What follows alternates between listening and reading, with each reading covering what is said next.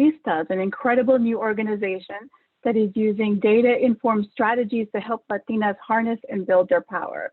As you may know, I'm the president and CEO of Women's Funding Network. Women's Funding Network is the largest philanthropic alliance in the world, dedicated to advancing the essential role of women's funds in the unwavering fight for equality, justice, and power for all. Today, we will learn more about Poderistas, an organization, and the organization Poderistas, and about the opportunity to join them in taking action now. For context, there are more than 30 million Latinas in the US and US territories. Latinas work in every sector and industry. Latinas are making incredible contributions to our country every single day. But what we've learned and what we continue to learn in the conversation is that there are ways that philanthropy continues to fall short when it comes to meeting the needs of Latinas in their communities. I'd love to introduce you to some of the co-founders of Poderista and for you to get to know them and get to know more about their work. Without further ado, we're pleased to have 4 out of the 10 powerful Latinas that are behind Poderista with us here today. First, so I would like to introduce you to our panel as everyone's joining in. We actually expected to have America Ferreira here with us today, but she's not feeling well. She sends her regrets and looks forward to the opportunity to share with you more about Poderistas in the future. But we also have Elsa Collins, a social impact consultant working at the nexus of sports, entertainment, and culture. She's the co-founder of This Is About Humanity, a movement focused on the vulnerable families at the US-Mexico border. We also have Monica Ramirez, a lawyer and organizer working to uphold the human rights of women, children, workers, Latinx communities, and immigrants.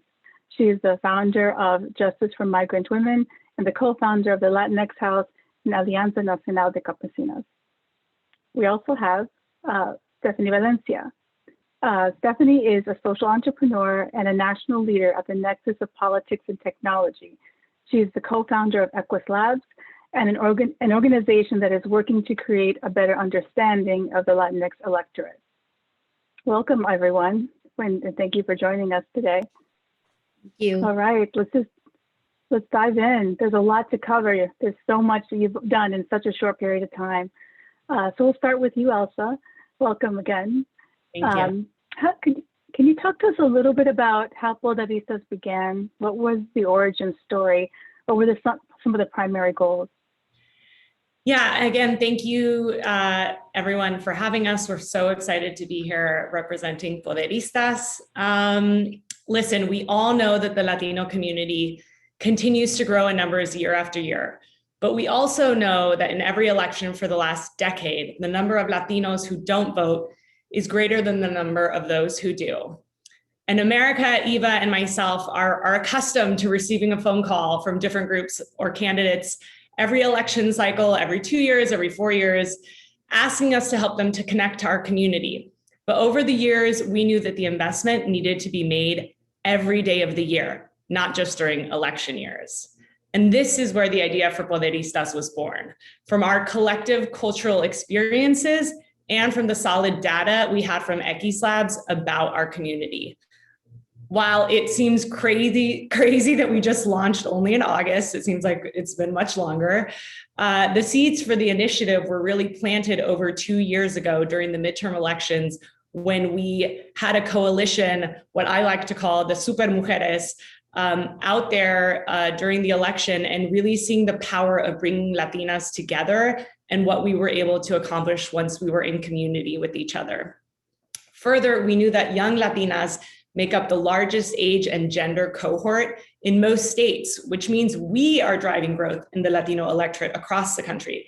But let's understand that our demography is not our destiny, and we need to be proactive. So why aren't we showing up at the ballot box, and how could we help? And this is exactly where we saw Poderistas filling the gap.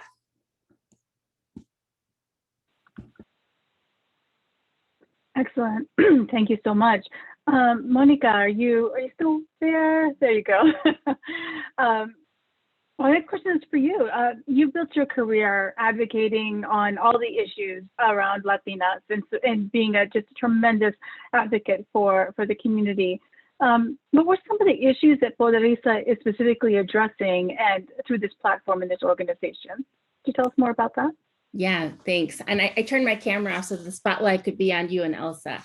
But I'm happy to be here with all of you. And Elizabeth, let me just start by saying thank you so much for hosting this conversation and for inviting your WFN community to be part of the conversation to learn more about Poderistas. So, as Elsa said, I mean, certainly civic engagement is one of the main issues that we're addressing on the platform, but we know that there are many issues that impact our lives, from addressing the pay gap to talking about issues that impact our health, whether it be our mental health or, providing information about COVID-19. There's been such a need for more information about the crisis and how to get help. So we've been providing information like that on our platform.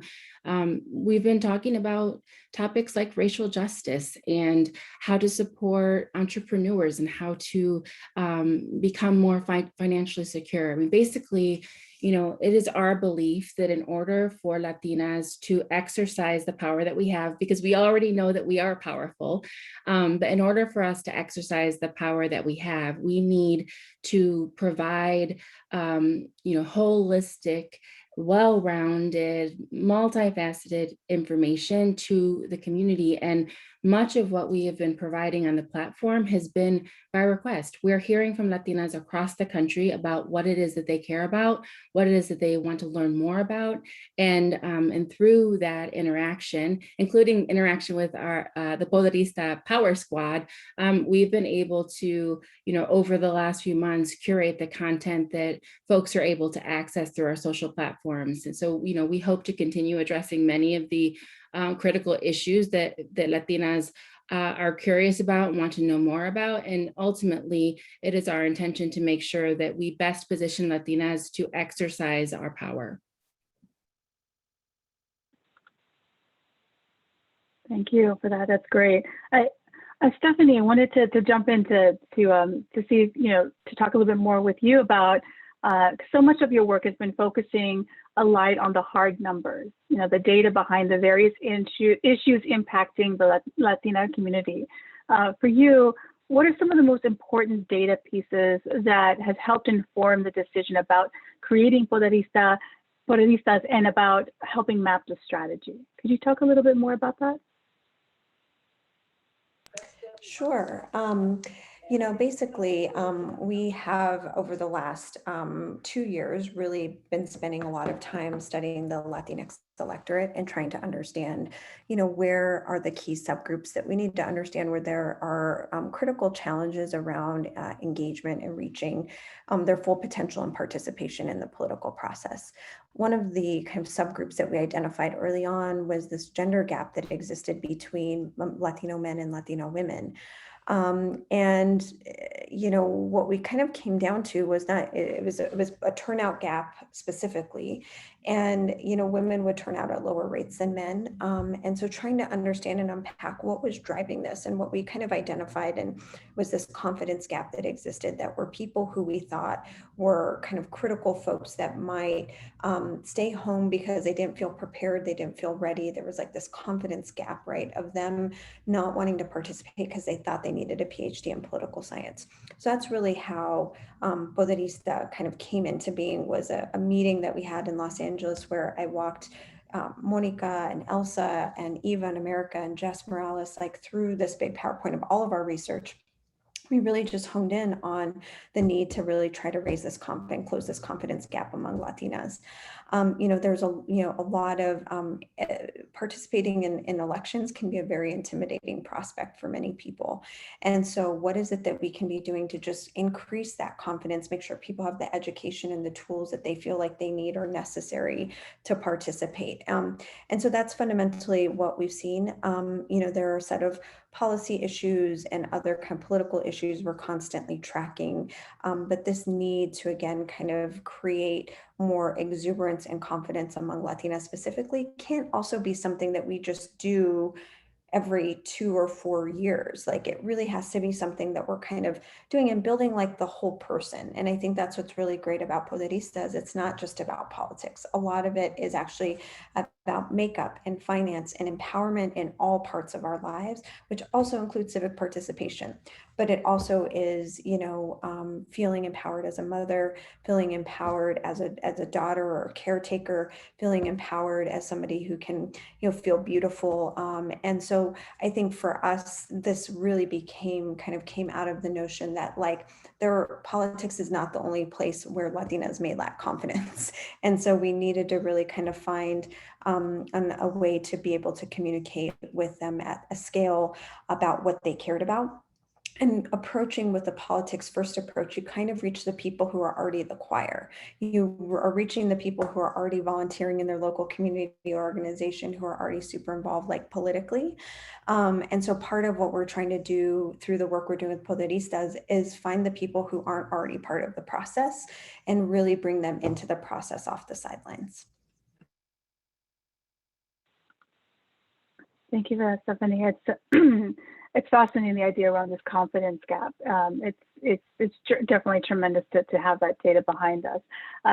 Elsa, I just wanted to turn to you. Also, what's also really impressive is that the Poderistas, this effort really launched at the end of August 2020, and since then has created this immense community, one of the fastest growing communities online, and also just and one of the largest as well. Seems like you really tapped into something here. And could you tell us a little bit more about what you think that magic is? What do you think is really driving that tremendous growth? Yeah, I mean, I think it was like August 31st, so I'm just going to call it September because August, it seems like it was another month. But I mean, we really hit the ground running, and from launch to, the election, it was such a short period of time. But the exponential growth that we saw on the platform was something that genuinely made me believe that this was actually something that the community was waiting for, was something that the community was hungry for. And it was definitely speaking to not just their interests, but to their aspirations and their goals. And I think, alluding to what I said earlier, which is, being able to build that trust with the community to say, this is what matters, or this is what we should be paying attention to, and this is what we should be, uplifting in our lives, I think has been a really important, feature that Poderistas has been able to do in a really effective way, kind of combining this unique formula of lifestyle plus civic engagement. So as Stephanie said, how do we actually get our community to believe that they have everything they need to go to the ballot box? And it's by not just changing the narrative, but changing the culture about who we believe that we actually are and what we can do. So the plan was really simple. It's almost, serving as a Trojan horse for the community. We bring them in with these, with lifestyle and with stories and with the access to answers of the questions that they've always had. And then once they're in with us, then we start to talk to them about what we really genuinely feel is being an empowered Latina, which is participating in your community, in philanthropy and civically. So the followers have joined us, they're young, about 62% are between the ages of 21 and 39, educated, over 70% have graduated college, and leaders in the community. 75% of our followers want to make an impact on their community and want to hear more about how to empower themselves and their families. As we said, we are one of the fastest growing platforms for Latinas. I think we are at around 168,000 Instagram followers, over 200,000 across all platforms. But I just want to mention two things that I think that are really unique to Poderistas. One, which Monica mentioned, is our Poderistas Power Squad, which is 1,000 women who actually applied to this program to be what I would like to call our digital messengers. Now, I say this with a lot of love, and I would tell America and Eva, if they were on the call right now, that they may not be the most influential person to a Latina in any community in this country, but our Power Squad, which are in every state in this country, they may be the most influential person to their community. So they're our digital messengers. We have been using them to spread our messaging about civic engagement, about mental wellness, about mental health. They have meetings, like they are, organizers in training. And additionally, we do have our influencer community, which serve to help amplify the message outward, lead to their audience, like America, like Eva, and we have a whole sort of internal influencer community as well. That's fantastic. Well, I want to go back to Stephanie to talk a little bit more about the election and about civic engagement. There were so many stories about what this election meant and what was the influence and what changed things. And specifically, was a lot of stories around specifically Latinos and the Latino community and how they turned out. Could you talk to us a little bit about what you saw change within Latinas and the Latina electorate over the past election, and what do you think drove some of that change? Yeah, well, a couple things I would just add quickly is that what we did see in 2020 was record level turnout among Latinos, period. I think it's something that we have to celebrate and acknowledge that across the board, we saw higher levels of turnout. The things that we should just kind of be aware of is that, while it was super clear Latinos played a very critical role in places like the Southwest in supporting the current administration and Joe Biden to get to the White House and putting the control of the United States Senate, in the hands of Democrats, at the same time, we did see a fundamental baseline shift among Latinos across many age groups and categories and gender toward Trump.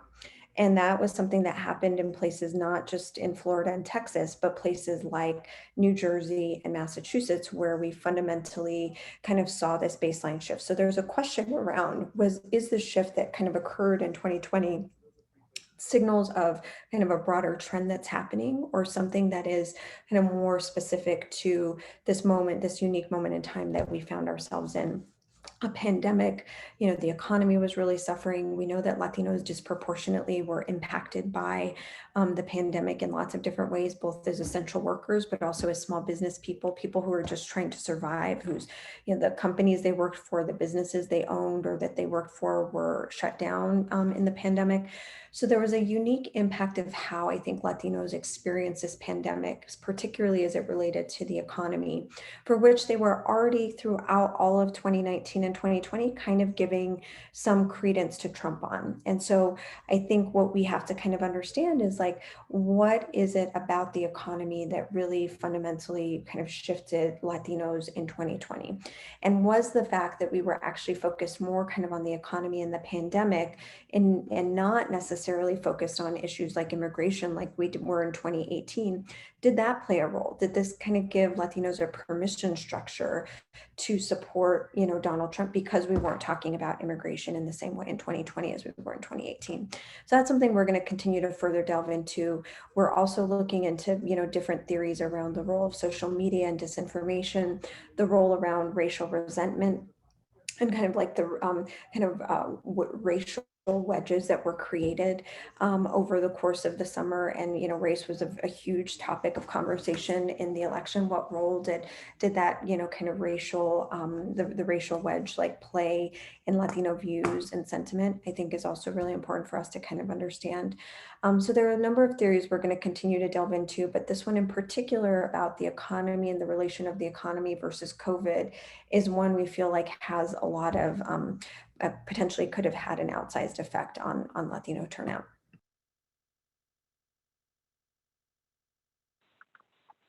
It's fascinating. We really look forward to hearing more about that and how Poderistas can be a part of amplifying those messages as you uncover them.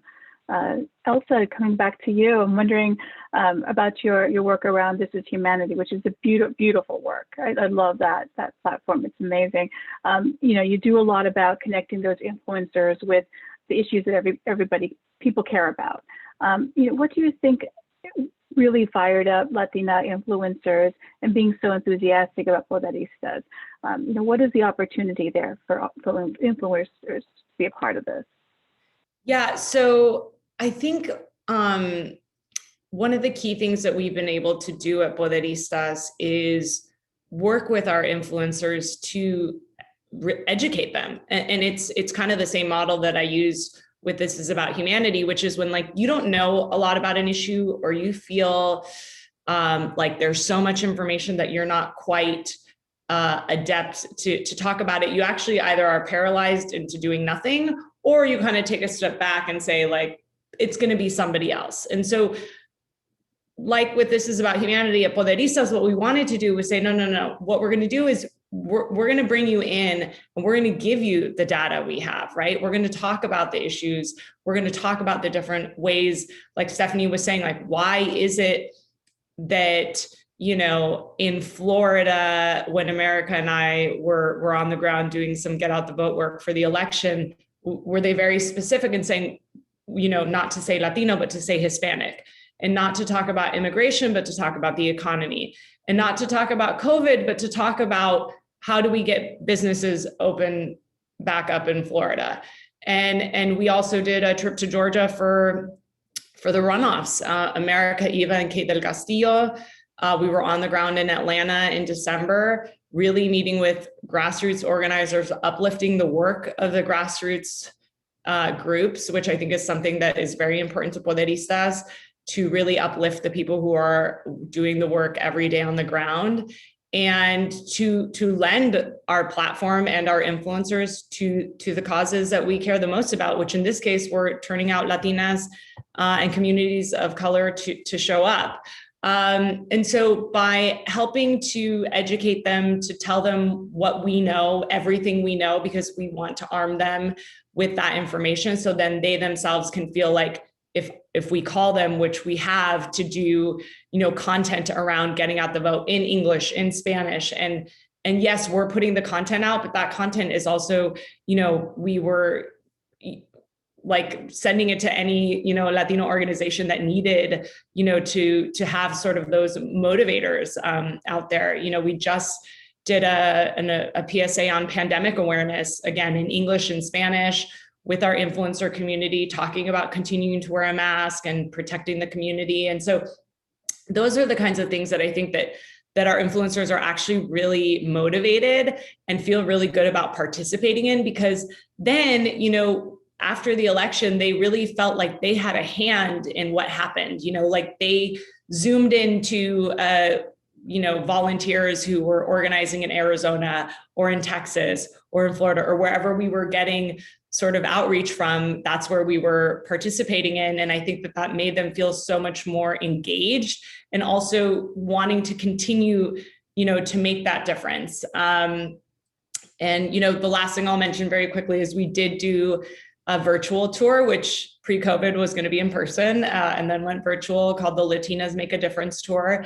And what we did was, with Stephanie's data from X Labs, focused on states where we knew that Latinas could make the difference, and pulled out some of the micro influencers who are doing the work there, activists, you know, community leaders, organizers, people who are in politics, in lifestyle, and organized a whole tour that culminated with, you know, Selena Gomez and Stacey Abrams talking about, you know, communities of color. And it was so incredible to see, you know, how we could activate and really lift something up off the ground in a matter of 6 weeks. And I know with the time that we have ahead and the strategy that we could be doing, you know, that and much more in the future. Incredible. Well, Monica, I'm all of this takes it's such an incredible amount of work, and collectively comes at, you know, really, it comes at a cost. And I'm wondering if you could talk a little bit about the challenges of building an organization like this. I wish we could even just imagine the speed and everything you've been able to do. But could you talk a little bit about the challenges of building an organization like this that connects both influencers and organizers, with the data, with the research? And what is your message to philanthropy about investing in Latinas in particular?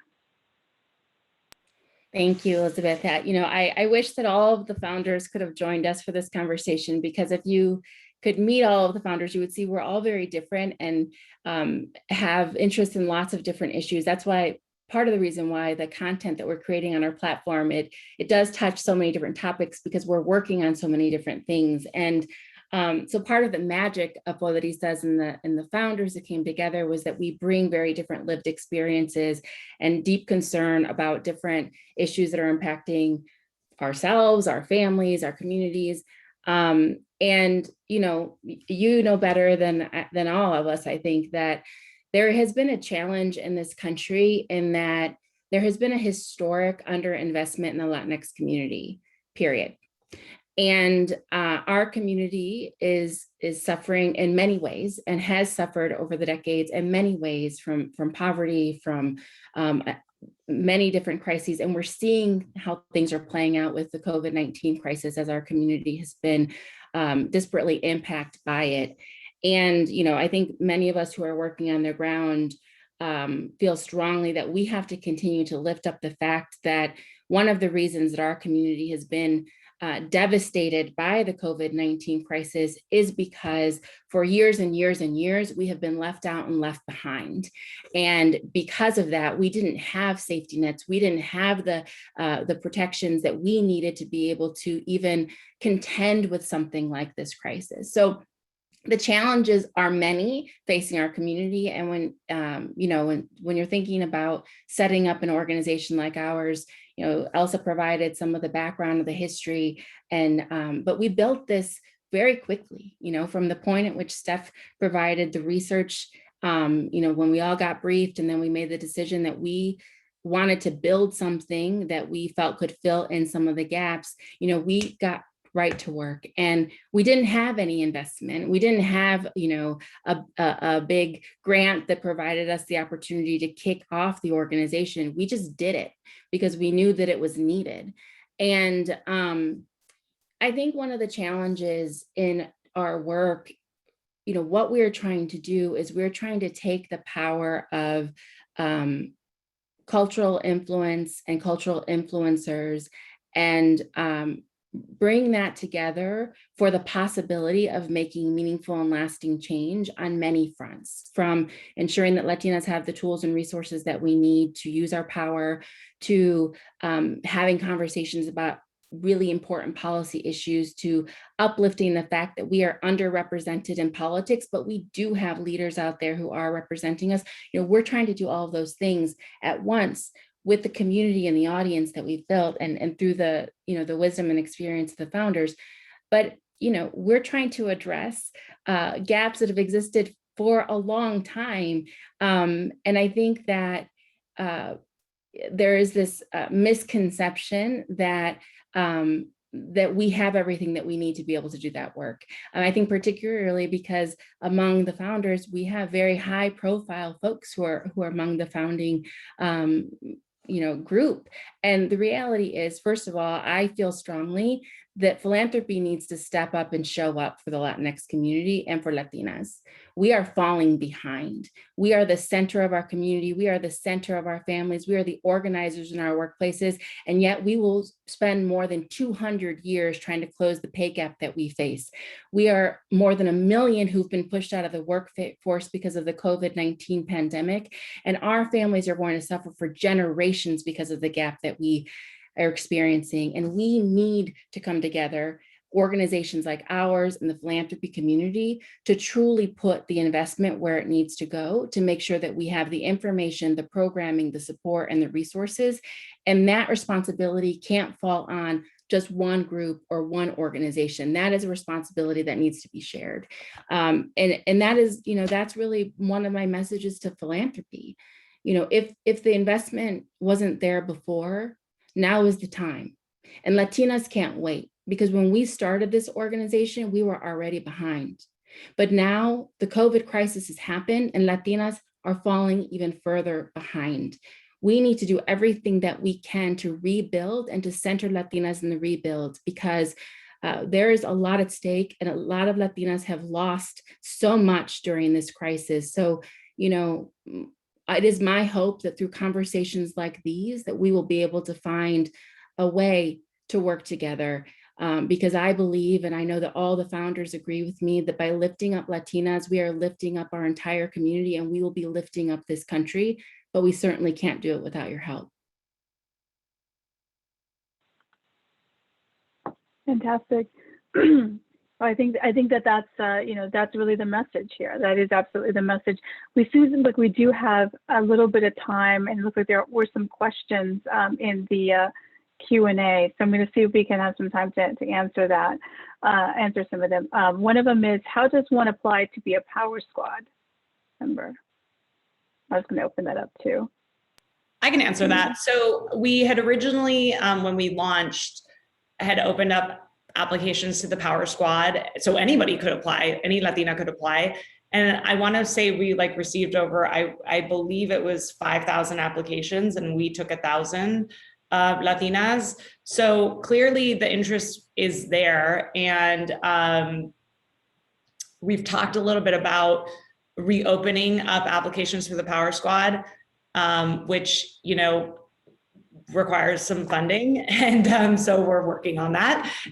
But I think that with the goal to be able to, grow this program in a way where, like we did, during the election on a different time when America and I were in Arizona, where we said, let's meet with our Power Squatters in Arizona. And so we organized a COVID safe, socially distant roundtable. And, I've never been more inspired in my life. I mean, we had a Power Squatter who introduced herself. She was undocumented, became a citizen in the very first election that she voted. She actually voted for herself. She ran for, the school board. And it was kind of one of those oh, this is why we've created this platform. This is why we have the Power Squad, because there are inspiring stories about Latinas everywhere. We just need to uncover them. And so the goal is to open up applications again for the Power Squad. But in the meantime, they have monthly meetings where they're working on different issues, and they're being briefed on all the things that are important, to our community as well, so that they can go take that message to, their tias, their abuelas, their community, their family, and we're really relying on that. That's exciting. That's really exciting. I think that those stories, I think, really also just talk to the desire to have a community like this. I saw someone put into the chat that just acknowledging that about 1% of all philanthropic dollars go to support specifically Latina-led organizations and Latina efforts. And something like this, the type of vision that Poderistas actually is, this massive cultural shift. And the timing of and the urgency of it, really, it needs an equally robust investment. Let's see, I have another question here in the chat. In the Q&A, and it says something in regards to working with the Black community, intersections of how the struggles kind of intersect. Could you talk a little bit about what that looks like with Poderistas? And is there anyone who'd like to answer that? Well, I think one of the priorities for Poderistas is being really clear and naming the fact that there are Black community members who are part of the Latinx community. And so from the very beginning of the launch of our organization, we've wanted to ensure that we are being inclusive and lifting up everyone in our community, all Latinas of all backgrounds. And so part of that work is making sure that we are amplifying, elevating, and supporting Black Latinas, and also showing how we are extending solidarity with the Black community on the issues that are impacting the community. We also, Black women workers are also facing a huge pay gap, and the Black community members are facing large wealth gaps. So many of the issues that we are contending with, just like the COVID crisis and its impact on the community, they are issues that we share, and that we continue to look for ways to work together and to support and amplify one another's work. But it is really crucial for us to be able to have that conversation about racial justice within and among our community, and part of that, and we've heard loud and clear through folks on our platform, is that it is very important that we continue to center the experience of Black Latinas. And so that is something that we have continued to do and will continue to do. I wanted to just go back, if that's okay, Elizabeth, too, because I saw Diana's question. Hi, Diana, it's good to see that you're with us. And one of the questions was about how do we change things in philanthropy so that we can make sure that there is more investment in the Latinx community. And I certainly agree and have heard a lot about the importance of getting more folks who are represented of the general population, and certainly in the case of the Latinx community, to be working in philanthropy. And so thank you for the partnership that we have, but also I want to lift up Hispanics in Philanthropy, HIP, which has been one of our supporters from the time that we started. Our organizations continue to show great support for our work. And in the fall, around Giving Tuesday, we actually did a series on our platform with HIP, lifting up Latinas and philanthropy. So we need to make sure that Latinas understand that philanthropy is a place for them too, and to provide tools so that there's more of an understanding of how to secure jobs in philanthropy. And I think that as a culture, we are naturally givers, right? Whether it be by sharing food with one another or raising money in small amounts to share with our community, to working in foundations or even having our own foundations.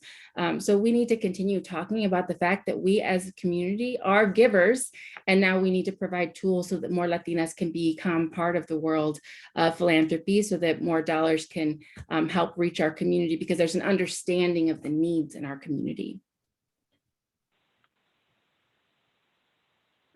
Absolutely.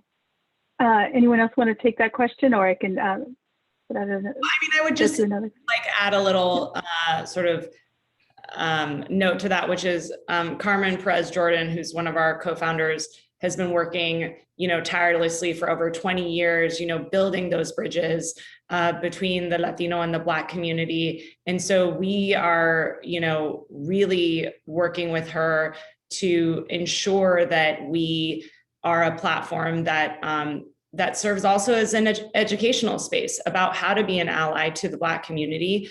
Because I do believe that that's something that has not necessarily been at the forefront of Latino platforms in the past. And so how can we be one of those platforms that is really advocating in a way that that is appropriate and proactive? And so I just wanted to add to that, because I do believe that, she brings a level of credibility and of knowledge on how to really be a Latina that supports, the Black community. Excellent. Stephanie, did you want to comment, or I couldn't see if it was Yeah, no, I plus one to everything that both Elsa and Monica said. I think it is always, at least from a research perspective, one thing we've struggled with is really kind of having the kind of survey tools that can actually help us to gather statistically significant sentiment. Try saying that 3 times fast. Statistically significant sentiment of Afro-Latinx voters, not to mention in a particular state. And so, for us, it's something we've always struggled to try to think about how we lift up in our work. But it is a very, it's hard enough to find Latinos to survey, and then it's even harder to find Afro-Latinx Latinos to, or Latinx to survey. And so, that's something that I hope we can kind of think about and figure out how that works into our research work moving forward. Excellent. Well, kind of going along those lines, there was another question here in the Q&A, and I encourage all attendees also to continue adding the questions into that box, into the Q&A function. There's one here about collaborating with other Latino organizations. And, you could talk a little bit how you see Poderistas kind of integrating in with the work that's being done out there. Yeah, I think that, as I mentioned, first and foremost, we are uplifting the Latino organizations that are on the ground, that are doing the work that we can be supportive of. So In Arizona, we worked with Aliento. In Georgia, we worked with Georgia Con Ganas and GLAR and Mi Gente on the C3 side. You know, we obviously, Rosario Dawson, who's a co-founder of Voto Latino, is someone who's also part of the Poderistas community. So we're very much in communication and supporting what they're doing. You know, I think Stephanie or Monica could probably give a couple more of the organizations that used a lot of the content that we provided during the election. But I think that first and foremost, we're really here to lift up the work of those who are working on the daily and have been, I mean, I would venture to say that between the 10 co-founders, we probably have 20 organizations that we've either co-founded or a part of or something like that. So genuinely, I mean, I would say that we're uplifting, you know, all of those, you know, so, but I don't know if Monica and Stephanie want to add a couple more. Yeah, definitely. You know, very early on as we were launching, we had this wonderful call with many of our partners in the Latinx community, and had a chance to share some of what we were thinking, what we were building, and to hear from them about what they hoped for and what they wanted to partner on. And so through those conversations, we've been able to, you know, come together on our platform or join other people's platforms to talk about some of the work. And, you know, we're just really fortunate to count on the support of many of the Latinx organizations, both at the national level and, you know, at the local level. And as Elsa said, because I think all of the founders have an organization that we founded and or run currently. So you'll see through the platform some of our work being lifted up. And it's really important to us to make sure that we're lifting up Latinas, you know, across the country of all different demographics, you know, so just as we're lifting up the power of Latina entrepreneurs, we're lifting up the power of Latinas who are putting food on our tables as farm workers and those who are caring for our families as domestic workers. And so we want to make sure that we are also in partnership with organizations that are working with different folks in our community so that we can continue to share the stories and then of course the content that matters. So I can name a few of the other organizations that also was talking about. You know, we were working closely with, you know, Mi Familia Vota, Poder Latinx, as well around the election. We've also had, you know, partnership. We've been in communication with folks like Hispanic Heritage Foundation, our friend Tony, and many others. And we look forward to, we can't wait to bring you more content that we're creating. We have we're currently planning a shared event, as some of you might know. It's Sexual Assault Awareness and Prevention Month. And so we're now working to plan something with some of our partners before month's end related to that issue. So we're you know, definitely thinking about what are the pertinent issues, and then who are the folks who've been doing the work on those issues for a long time, who can bring forward their expertise to the issue to share with the community.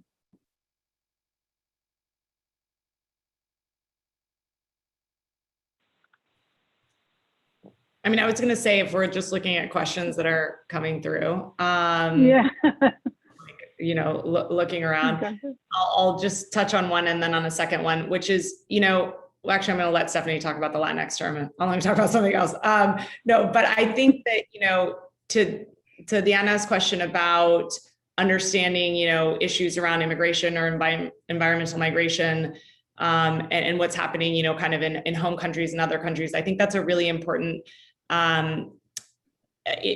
topic that we want to focus on, you know, in the next like 6 to 12 months, because I think that there is somewhat of a distance between kind of what may be happening in someone's home country and what their experience is, you know, in the United States, and what their identity of identifying or not. And so I think the importance is, you know, we're not here to adjudicate on whether they should feel a certain type of way, but what we do want to do is make sure that we are, you know, bringing those issues up. And so, you know, we did a Instagram live rooms with Harness and with Paola Ramos and with Lindsay Toslowski, who's the executive director of Immigrant Defenders Law Center, Jess Morales Roquetto, obviously the chair of Families Belong Together, and myself, to really talk a little bit about immigration and to hear from different perspectives about what was happening, not just kind of a one-sided view, but, from like someone who's reporting on the ground, from someone who's working on the front lines, from,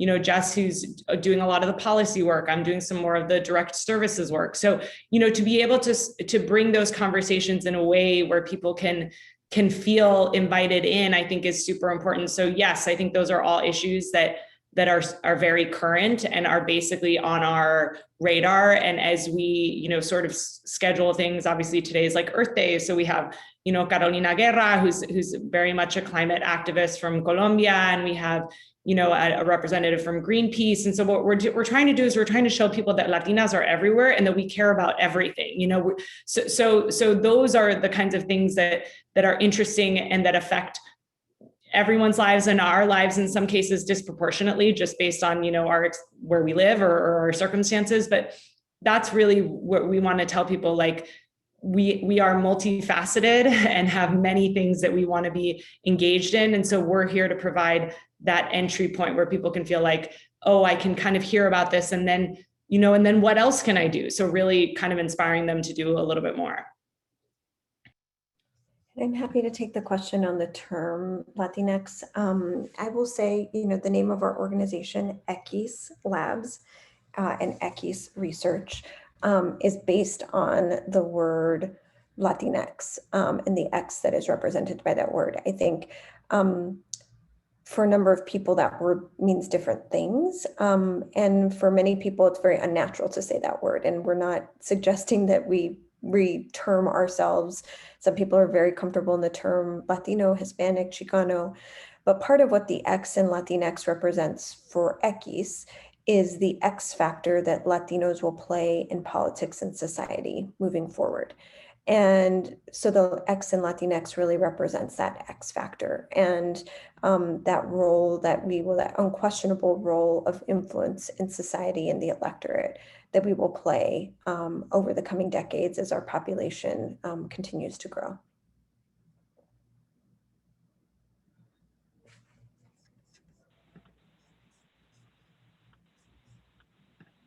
Well, thank you for that. That makes a lot. that is something that we hear a lot. Kind of going back and forth between what is how are we identifying ourselves, which is one of the reasons why I like the Poderistas, right? Can you talk a little bit about that? Why Poderistas and what that means to you? I know we didn't cue that up to share, but I think as we're talking about what we call ourselves and why, I think that might be an interesting thing for folks to hear. Yeah, I mean, I think that Poderista, really was about taking control of our narrative and really stepping into our power. And so, if you walk around and you say, oh, she's a fashionista, we all know what that means. We know that she knows about fashion. And that's the same thing with the Poderista. We know that Latina knows about her power and isn't afraid to step into it. So. Love it. Excellent. Well, it looks like there's maybe one more question here. How does someone locate a Poderista or Power Squad in their community? Well, we don't have really an outward-facing way for sort of like anybody in the general population to be able to identify, but they are encouraged to, put that in their bios, in their resumes, on their LinkedIn. Because, there's a curriculum that's sort of formulated around, being a power squatter, being a Poderista power squatter. So they're definitely, if you're on social, they're out there. They sort of say like, hey, Poderista ambassador, power squad member. But if someone's looking specifically for a power squatter, like in their state or in their community, they're more than welcome to reach out and we can help connect them. Yeah, and I also want to plug checking out our IG platform because we have been highlighting some of the powerful Poderista Squad members. So you'll be able to read about some of them and all the fantastic work that they are doing in their communities, all the ways that they're making meaningful change. And stay tuned because we have so much exciting work coming down the pike, and you're going to get to meet more of the incredible Latinas who comprise our community beyond the 10 founders. Excellent. Well, this has been an inspiring conversation, and it's really clear that you're making a difference to all Latinas across the country and U.S. territories. Many people know that women's funds and gender justice funders are a part of this critical, often unseen movement infrastructure in this country. Together, we're providing courageous capital to women of color-led efforts like Poderista, and how important that is. We show up for each other, we stand up for each other, and this is part of what's happening with the Women's Funds, and why WFN is so excited to be a part of this project. We believe in the power of our communities. Women's Funds are community. That's what they're for the community, by the community. That's where those funds come from. And we know that when we invest in Latinas, we invest in their family, the community, and the best interest of our entire nation. So we are really excited to be a partner with Poderistas. And to that end, we also are excited to have women's funds and gender justice funders who are also seeding this fund for Poderistas, so that you can continue to grow this work. And we know it's just the beginning, because it's a huge, ambitious project. I just want to name and acknowledge some of those members now, because again, it's courageous capital, investing in something that hasn't been done before, that's moving quickly, and that is so needed. That's exactly when women's funds show up. And so I'm so proud to name them off and who some of them are right now. We have Groundswell Foundation, the New York Women's Foundation, Ms. Foundation for Women, Texas Women's Foundation, the Women's Fund of Greater Birmingham, the Women's Foundation for Greater Memphis, the Women's Foundation of Minnesota, the Women's Fund of Western Massachusetts, the Women's Foundation of Colorado, the Women's Foundation of California, and Hispanics in Philanthropy. Those are just the start.